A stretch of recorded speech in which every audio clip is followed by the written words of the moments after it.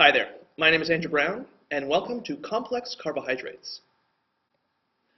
In this video, we'll explore the glycosidic linkage, what it is, how it is formed in disaccharides, and then see some examples of it in some organic molecules you are likely to see on the MCAT. After watching this video, you should be able to answer questions like this one, which asks you to describe the type of glycosidic linkage found in a molecule of lactose. Before we get into classifying the types of glycosidic linkages, let's review where they are found. In the classic example, an alcohol functional group attached to the anomeric carbon of a sugar reacts with another alcohol functional group to produce the glycosidic linkage. This is the basis behind which polysaccharides are formed. And just to review a little bit, a polysaccharide is essentially a chain of monosaccharides joined by glycosidic linkages. However, we must be able to differentiate between the glycosidic linkages formed from varying combinations of equatorial and axial alcohol functional groups. This is where the designations alpha and beta come in. In the example of cellulose, the circled glycoside linkage is between a 1 and a 4 carbon. Additionally, the acute angle formed between the anomeric oxygen and the newly formed glycosidic linkage makes this a beta 1,4 glycoside. When we observe amylose, the glycosidic linkage is still between a 1 and a 4 carbon.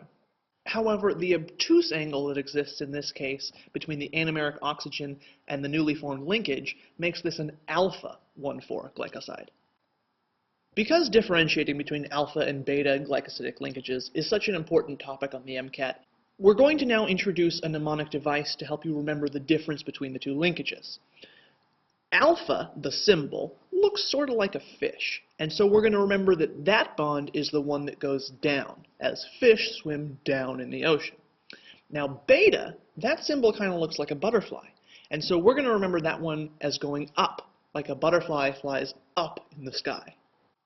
Okay, that was the macroscopic view of glycosidic linkages. Now we're going to take a closer look at the mechanism behind the formation of this important bond. Keep in mind that a disaccharide is just a pair of monosaccharides joined by a glycosidic linkage. When the alcohol functional group attached to the anomeric carbon of galactose, indicated in blue, encounters a C4 alcohol functional group from glucose, indicated in green, our glycosidic linkage proceeds via nucleophilic attack.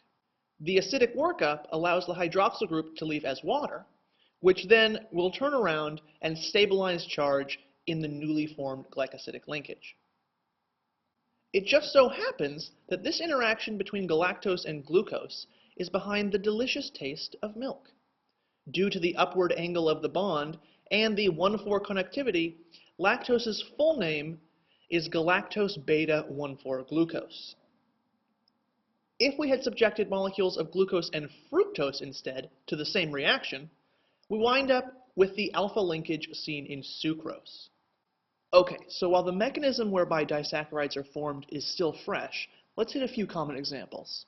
Maltose, which involves two glucose molecules, possesses an alpha glycosidic linkage between the 1 and 4 carbons. That being said, glucose can form other glycosidic linkages, such as in the example of trehalose, where the anomeric carbons of both reactants are involved. This brings up another important point. Whereas the glycosidic link in maltose was between the anomeric carbon and the number 4 carbon, in trehalose, because both the anomeric carbons are involved, we must term it glucose alpha alpha 1,1 glucose. Similar to disaccharides, polysaccharides are produced when multiple glycosidic linkages are introduced to a monosaccharide.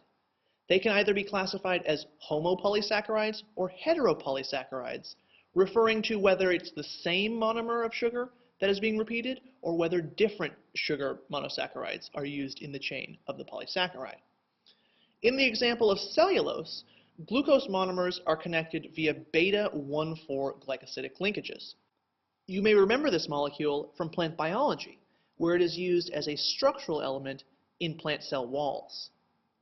The reason we, as humans, cannot digest cotton or many types of leaves, which are largely composed of cellulose, is because we possess only the enzyme to digest alpha glycosidic linkages.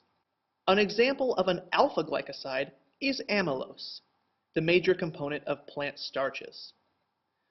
It is because of the repeating 1,4 alpha linkages that we can digest amylose using the enzyme amylase.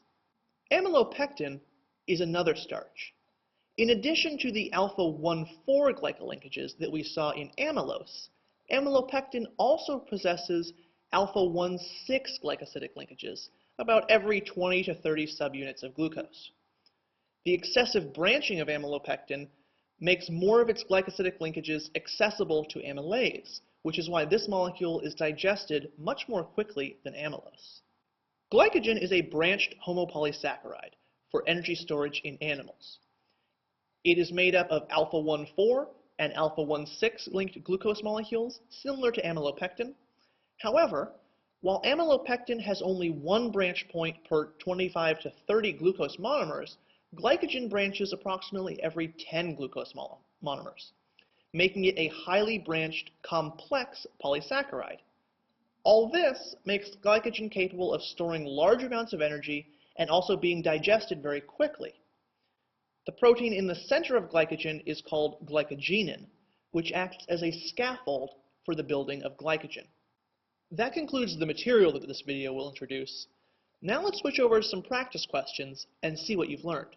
This first question is asking you to classify the type of glycosidic linkage seen in a disaccharide.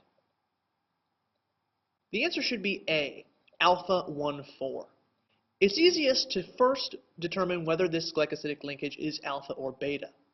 Given the downward angle of the bond, we can eliminate answers C and D.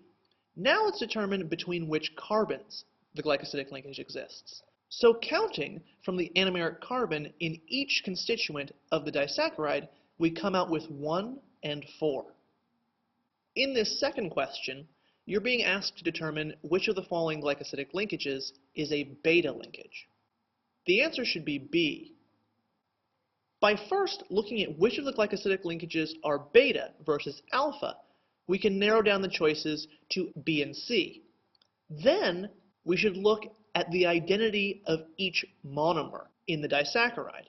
Looking at answer choice B a little bit more closely, we see that is the only answer choice that has 2 galactose monomers. You might expect to see a question like either one of those on your MCAT. If you got the correct answer, congratulations. If not, please feel free to go back and rewatch this video as many times as you need. Before we finish, let's review what was covered in this video. We started with common disaccharides like lactose and maltose and compared the glycosidic linkages joining their constituent monosaccharides. In lactose, we saw a beta-1,4 linkage, whereas in maltose, we saw an alpha-1,4 linkage. The next step was identifying these bonds in polysaccharides. Cellulose allowed us to discuss the beta linkage, whereas amylose and amylopectin provided examples of how multiple glycosidic linkages can form between the same constituent monosaccharides. We ended with glycogen, the storage form of glucose in animals, and outlined some of its physical and biological properties. Thanks very much for watching, and good luck in your continued MCAT study.